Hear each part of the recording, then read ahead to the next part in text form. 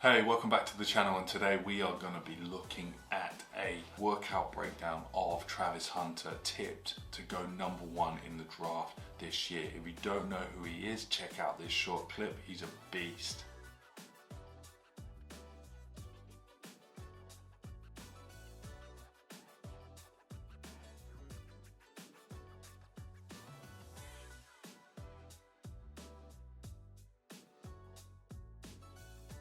If you're new to the channel, my name is Sam Portland. I'm the author and the creator of the Sports Speed System. I've been coaching at the highest level for well over a decade, and I'm proud to say I'm the first UK talent pathway contracted American footballer, Alex Gray, who was the tight end for the Atlanta Falcons for 3 seasons as a part of their squad. Pretty cool. So let's take a look at Travis and some of the workout that he had done. I've pulled up some clips. We're just going to start taking a look. Now, for context, he's come into his session to talk with his coach about improving his speed. Now, for someone like Travis, he's fit. He's really fit, and they're doing straight away tempo. Looks like their day one, which is extensive tempo. Now, what extensive tempo is? Traditionally, extensive tempo is something done in track and field where we take sub-maximum speeds of the competition and use it for conditioning. For example, 75%. What that allows us to do is develop like the heart and lungs and capacity, but also develop the tissues of sprinting at a lower level. It creates lots of blood flow and it's really, really useful. But what we're seeing here with Travis is that he's not even running at 75%. You can really see he's just jogging through, and also from just a basic mechanics economy point of view, he's butt kicking the whole way down the line, and that would be something that I would fix. It's important for me to say right now, as a full disclosure, I don't know his coach. I don't know his program. All that I am doing is commenting on what I am seeing to try and educate you and help you understand how you can inform your training practice better. I don't know about you, but when I was younger as well, I just used to watch YouTube videos and copy the workouts and end up cooking myself, not really knowing how to put it all together. So straight away, he's just doing repeats. And someone who has played for a long season, both sides of the ball, is fit. He's fit enough. He's naturally incredibly fit and can tolerate the demands of the sport really, really well. He's a massive outlier, and that's really important to acknowledge. And so when you're thinking about your training and thinking about what you're doing with your workouts, sometimes surviving a workout is not the right answer. Just because you can do it doesn't mean you should do it. And that's the epitome of performance improvement. So let's take a look at this. We're towards the end.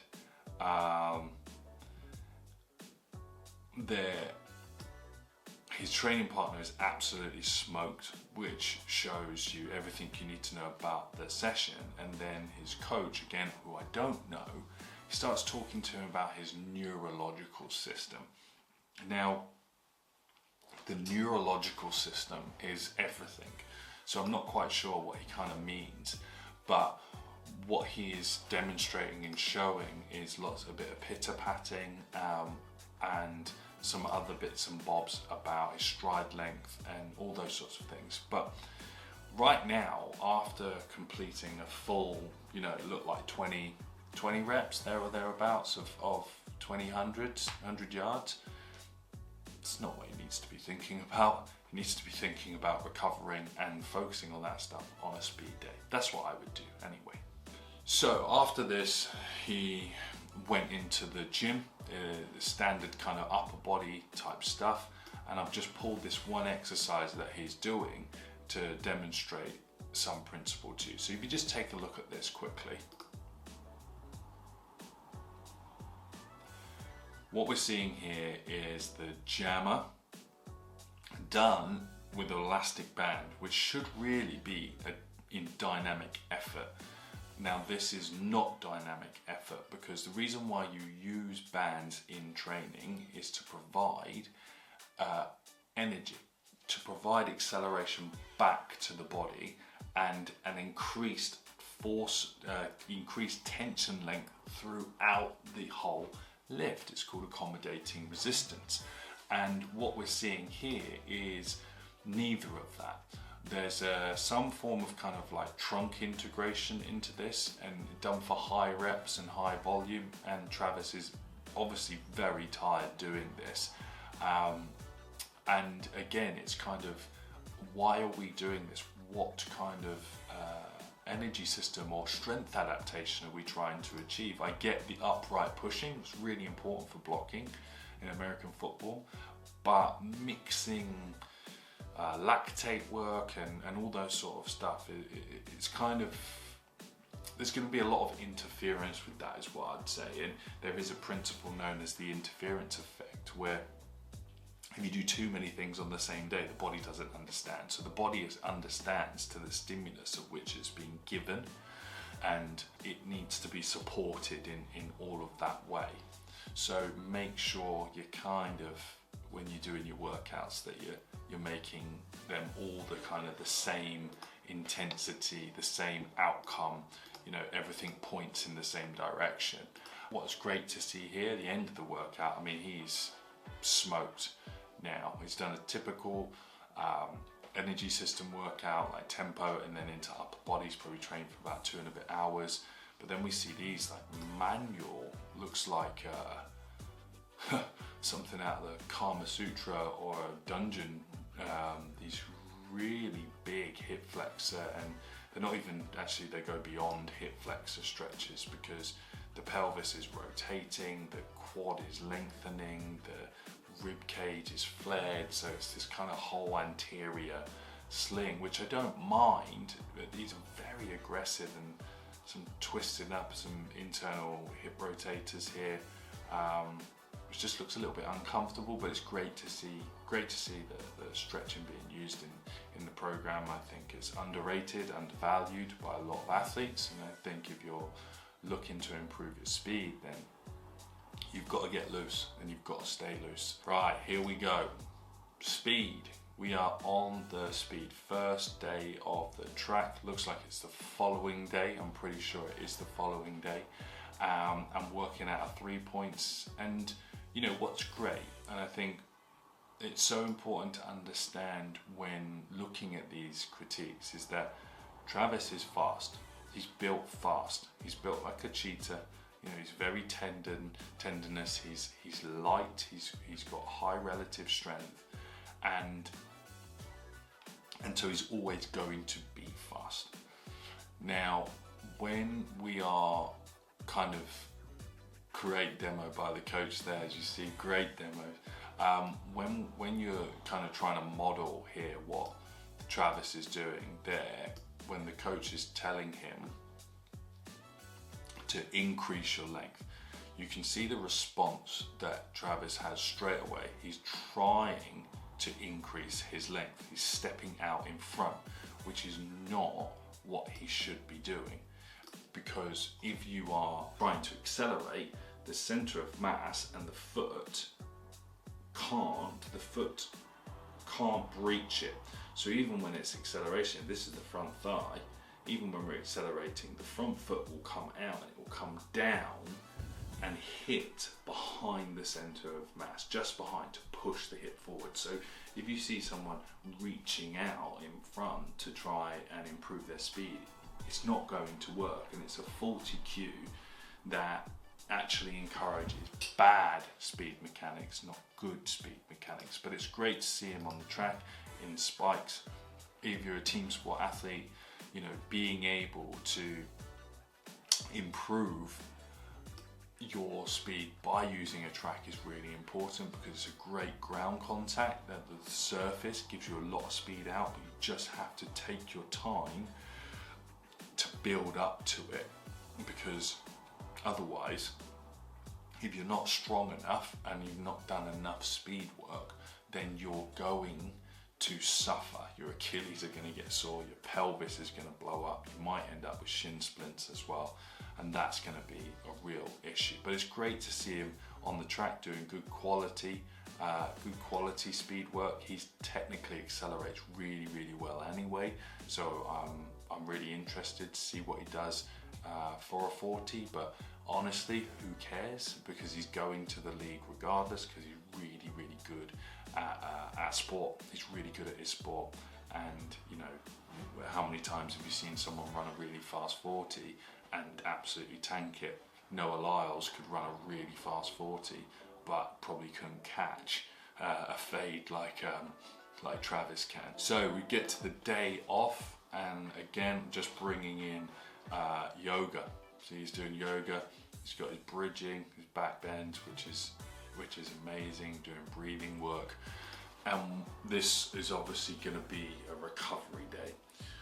So when we are training and when we're working at like high intensities, working for, you know, we're in camp as it were, off-season preparation, you have to actively recover. So there are a couple of ways to recover. Obviously, sleep, you have to prioritize. If you're going into an intense training block, you probably need to get to bed at least an hour earlier every night,